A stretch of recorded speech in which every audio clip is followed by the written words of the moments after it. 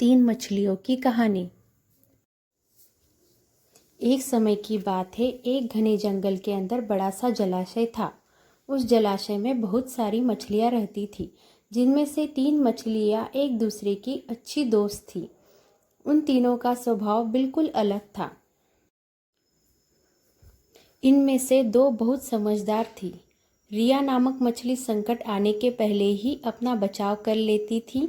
पिया नामक मछली संकट आने पर अपनी सुरक्षा कर लेती थी, जबकि तीसरी टीना नामक मछली सब कुछ भाग्य पर छोड़ देती थी। टीना मछली कहती कि अगर भाग्य में संकट होगा तो हम कुछ नहीं कर सकते, और भाग्य में नहीं होगा तो कोई भी हमारा कुछ नहीं कर सकता। एक दिन शाम को मछुआरे ने नदी में मछलियां पकड़कर घर जा रहे थे। फिर अचानक उनको वह जलाशय दिखा। उसने देखा कि जलाशय मछलियों से भरा पड़ा है। उसने तुरंत अपने बाकी साथियों को इस बारे में बताया।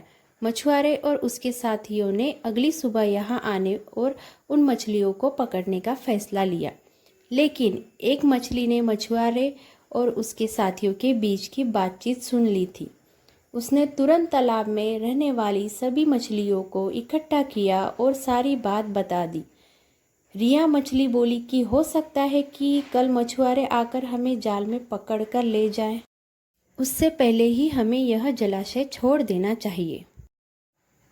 पिया मछली बोली, तुम्हें जाना है तो जाओ, मैं तो नहीं आ रही। अभी खतरा आया कहाँ है जो इतना घबराने की ज़रूरत है। हो सकता है संकट आए ही ना। उन मछुआरों का यहाँ आने का कार्यक्रम रद्द हो सकता है। हो सकता है रात को उनके जाल चूहे कुतर जाए। हो सकता है उनकी बस्ती में आग लग जाए। भूचाल आकर उनके गांव को नष्ट कर सकता है, या रात को मूसलाधार वर्षा आ सकती है और बाढ़ में उनका गांव बह सकता है।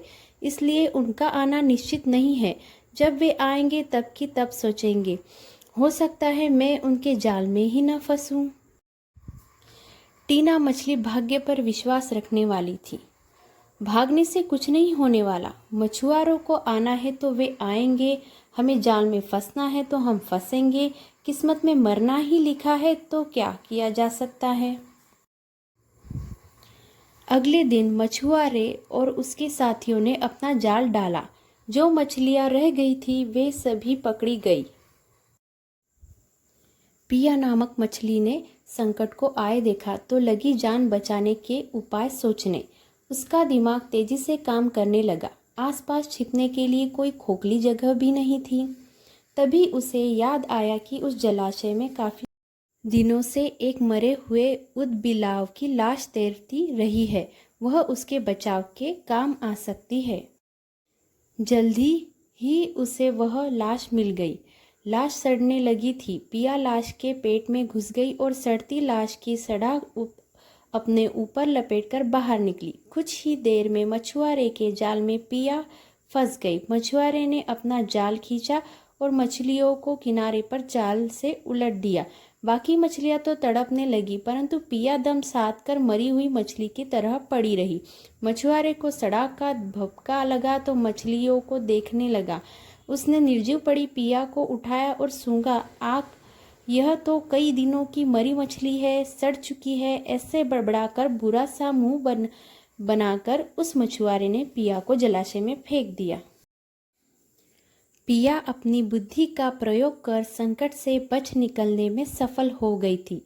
पानी में गिरते ही उसने गोता लगाया और सुरक्षित गहराई में पहुंचकर जान की खैर मनाई।